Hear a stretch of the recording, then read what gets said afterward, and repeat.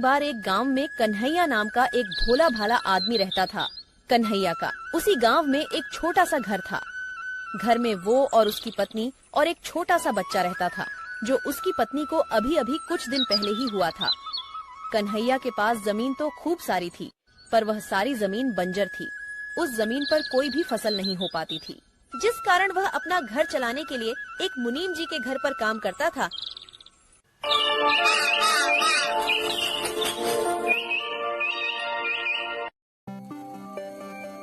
भाग्यवान, ओ भाग्यवान, आज मुझे मुनीम जी के पास बहुत सारा काम है। आज मुनीम जी का अनाज बाहर शहर बिकने को जाएगा, तो मैं आज खाना खाने नहीं आ पाऊंगा। तो तुम आज मेरा खाना किसी के भी हाथ मुनीम जी के घर तक पहुंचा देना। फिर कन्हैया मुनीम जी के घर पर काम के लिए निकल जाता है।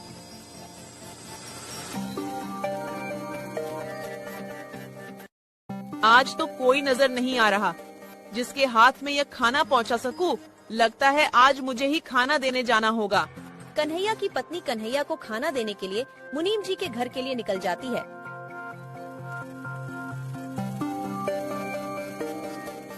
मगर रास्ते में उसे एक सांप काट लेता है। अरे, ये किसने काट लिया? मुझे कांटा तो छुआ नहीं है। कितना दर्द हो रहा है। सांप काटते ही वह जमीन पर गिर जाती है और वहाँ पर खूब सारी भीड़ इकट्ठा हो जाती है। कन्हैया लाल, अभी अभी गांव से एक खबर आ रही है कि तुम्हारी पत्नी को एक सांप ने काट लिया है। तुम्हें तुरंत ही उसके पास जाना होगा। कन्हैया चौंक जाता है और कन्हैया वहाँ से तुरंत ही निकल जाता है। मगर कन्हैया की पत्नी नहीं बच पाई।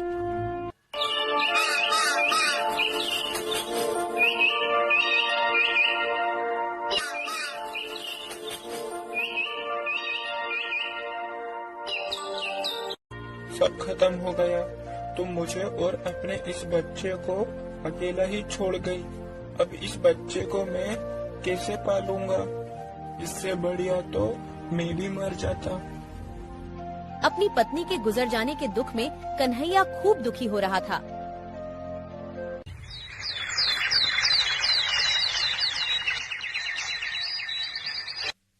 कुछ सालों बाद कन्हैया के जीवन में खुशी का माहौल बनता है। राजेश बेटा अब तक खूब बड़ा हो चुका था और उसकी बिजली विभाग में सरकारी नौकरी लग चुकी थी। आज बेटा तुझे लड़की वाले देखने आ रहे हैं। आइए आइए, आपका स्वागत है मेरे छोटे से घर में। राजेश को लड़की वाले देखने के लिए आते हैं और राजेश का रिश्ता नंदिनी के साथ पक्का हो जाता है।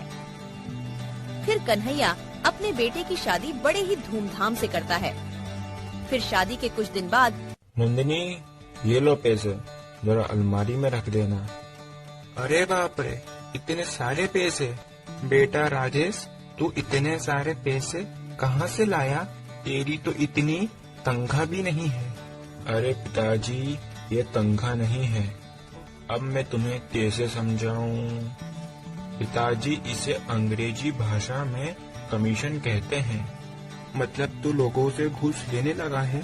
और क्या पिताजी। बेटा, तुझे तेरी माँ के गुजर जाने के बाद भी मैंने तुझे पढ़ाया लिखाया और इतनी बढ़िया नौकरी के काबिल बनाया, और आज तू उसी कुर्सी का फायदा उठाकर गरीब लोगों से घूस ले रहा है। तुम्हें क्या पता पिताजी, ईमानदारी के रास्ते पर चलने वाला हमेशा पीछे रह जाता है।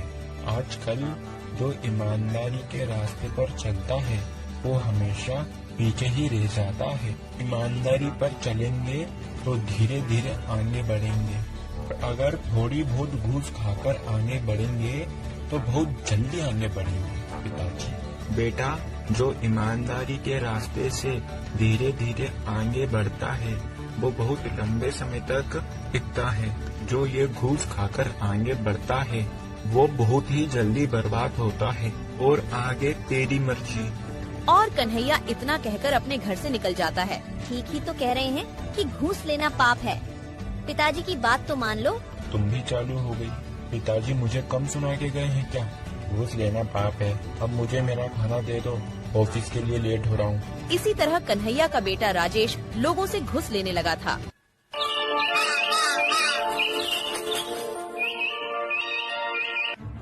वह हर रोज ढेर सारे पैसे लाने लगा, पर कन्हैया को बिल्कुल भी पसंद नहीं था। अरे बेटा, ये मुझे नहीं है पसंद।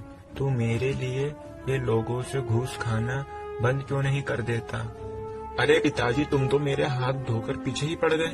घूस घूस लगा रखा है। मैं ये घूस लेना बंद नहीं कर सकता। तुम्हें मेरे साथ रहना हो तो रहो, वरना यहाँ से निकलो।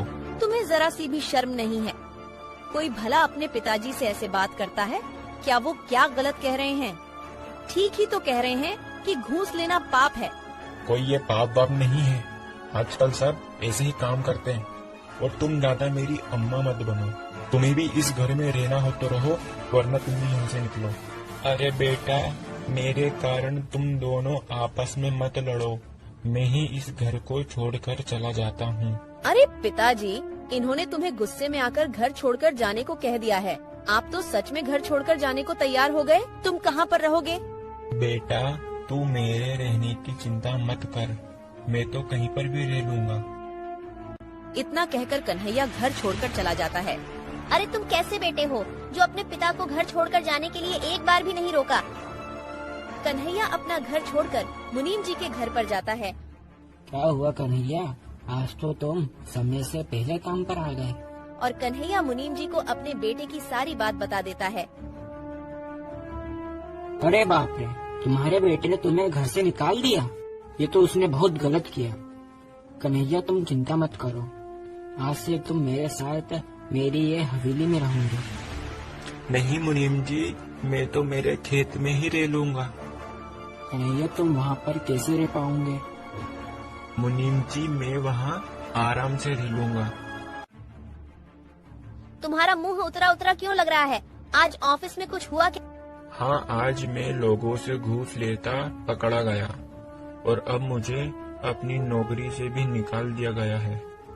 और मैंने जितना भी घूस का पैसा खाया है वो मुझे सरकार को वापस लौटाना होगा। मुझे बिल्कुल भी समझ नहीं आ रहा है अब मैं क्या करूँगा। कन्हैया अपने खेतों के बीच में एक झोपड़ी तैयार करता है और उसी झोपड़ी में रहने लग जाता है।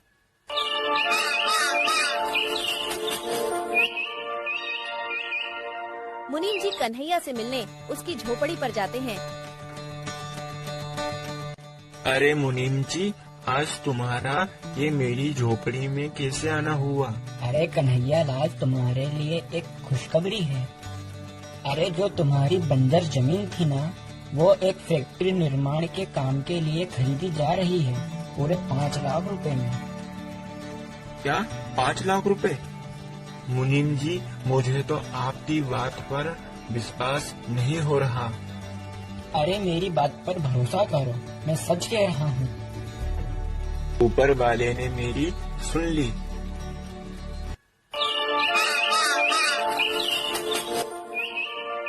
कन्हैया अपने बंजर जमीन को बेचकर उसी गांव में जमीन के पैसे से एक बढ़िया सा घर बनवा लेता है। और उधर सरकार द्वारा पैसे लेने के बावजूद सरकार उनका घर भी जब्त कर लेती है, जिस कारण राजेश और नंदिनी को घर खाली करके जाना पड़ा। आज तुम्हारे लालच के चक्कर में पिताजी भी घर छोड़कर चले गए और आज हमें भी घर से बेघर होना पड़ा, तुम्हारे लालच के चक्कर में। आओ राजेश बेटा, अब तो तुम्हारा पिता लखपति बन गया है। तुम यह खबर सुनकर आए हो, मैं जानता हूँ। तुम तुम्हारे पिता के पास केवल पैसों की लालच में ही आए हो। तुमने आज तक तुम्हारी माँ को देखा?